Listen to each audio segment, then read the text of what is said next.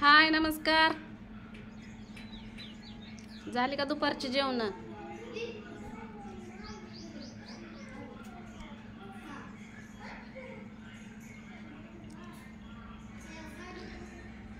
तर एक कमेंट आली होती की 12 महिने 18 काळ तुझं हीच लेक्चर चालू आहे.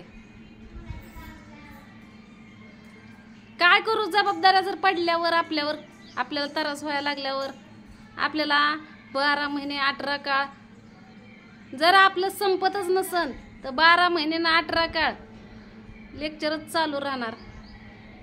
तर अजून एक अशी कमेंट्स आली होती की तुला तर भारतीय पुरस्कारच भेटला पाहिजे.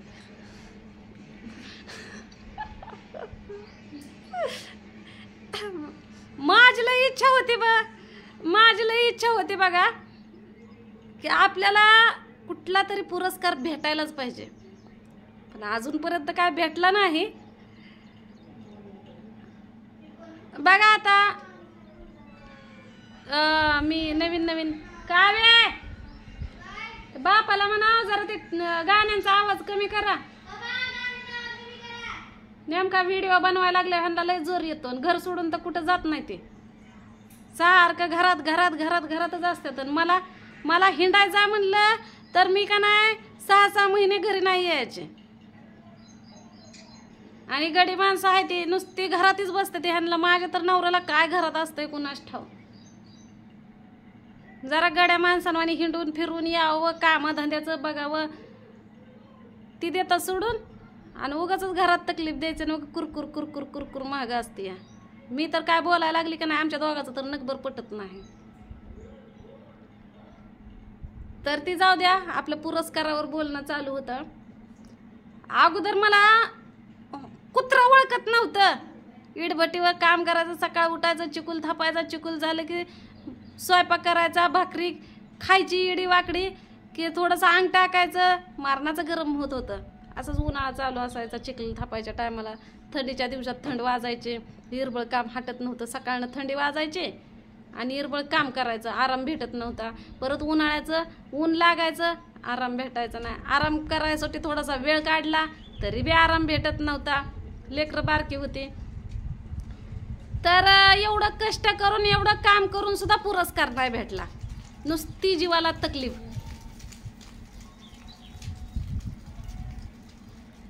परत सोशल मीडियावर आल्यावर 4 लोकांची ओळख झाली. 4 लोकांना वाटायला लागलं चल राधा तुला कुणी नाही तर आम्ही आहे तुझ्यासाठी, चल आमच्याकडे 2 दिवस ये. त्यांना येणं होत असलं तर ते माझ्याकडे यायचं, भेटायचे, कपडा लता खाणं पिणं सगळं देत होते. परिस्थिती बघून मला पण खायला प्यायला भेटायला लागलं. कामधंदा बंद झाले. नंतर 2 पैसे मिळायला लागलं. काय लोक माझ्याकडे भेटायला यायला लागली, काय लोक मला त्यांच्याकडे बोलवायला लागले. ज्यांना येणंच होत नाही माझ्याकडं, बाबा माझी खरी परिस्थिती हाय का मी नाटक करते हे बघायला काय जण येत होती, तर काय जण मला बोलवून घेत होती. मस्त पाहुणचार व्हायचा. लोक नावं ठेवायची की बाई ह्याच्या त्याच्या घरी जाती, भीक मागती, खायासाठी जाती, साड्या गोळा करायसाठी जाती, भरपूर काय लोक म्हणायला लागले. अक्षरशः मला लाज वाटायला लागली. काय लोकांची इच्छा असताना पण मी त्यांना घरी यायचं बंद केलं, तर काय लोकांच्या घरी मी जायचं बंद केलं. आता जायचं बंद केलं तेव्हा बी लोक काय म्हणायला लागले माहिती का, अगोदर कुणी बोलवल तिथं जात होती, आता हिला एवढा पैशाचा माज आला, आता आम्ही एवढा सपोर्ट केला तर ते आता आम्हाला भाव देत नाही, किंमत देत नाही. आम्ही बोलवलं तर आमच्याकडे येत नाही. काय जण लोक म्हणायला लागले अरे आमच्यामुळं तर ही फेमस झाली, 2 पैसे आला गेला माझ्या यायला लागला, आता कुठं आम्हाला घरी येऊन देत नाही. किंवा आणि समजा माझ्या घरी जर कुणी यायला लागलं ना तर त्यांच्या आयडियांचं प्रमोशन व्हायचं. त्यावेळेस माझी आयडी चांगली चालत होती.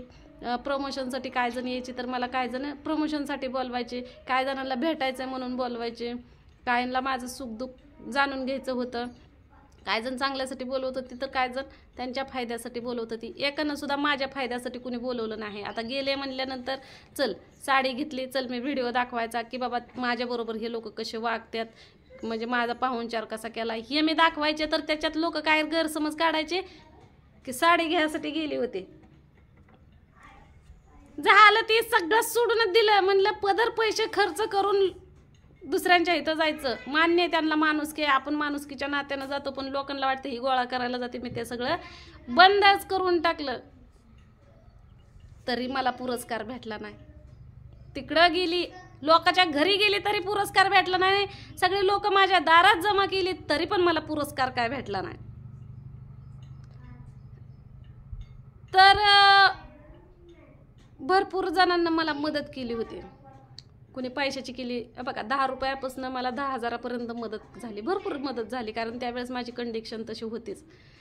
तर तुम्हाला सांगते, मला वाटलं की चल आपल्याला लय जणांना मदत केली, सगळ्यांच्या आशीर्वादानं आपलं चांगलं झालं, पण आता आपली वेळ आली, आपण कुणाला तर मदत करायची की ज्यांना गरज आहे. मग जिथं लय गरज वाटती तिथं मी मदत थोडीशी केली. मी मला जेवढी माझी ऐपत होती तशी मी मदत केली. माझ्या वाढदिवसाच्या टायमाला घरात काय करत नाही का होत आहे बघा बरं. तुम्ही काय टाकलं विकलंय काय गॅसवर? कालच गॅस भरून आणलाय बघा बरं. का नमूच्या तिकडं काय करावतंय कुणाच ठेव, मी तर काय नाही ठेवलं गॅसवर. तर मी ज्यांना गरज होती त्यांना मदत केली, तरी मला पुरस्कार भेटला नाही. नंतर मला का नाही प्रमुख पाहुणे म्हणून प्राथमिक आश्रम शाळेमध्ये का नाही मला म्हणजे झेंडा फडकवायचा मान दिला होता.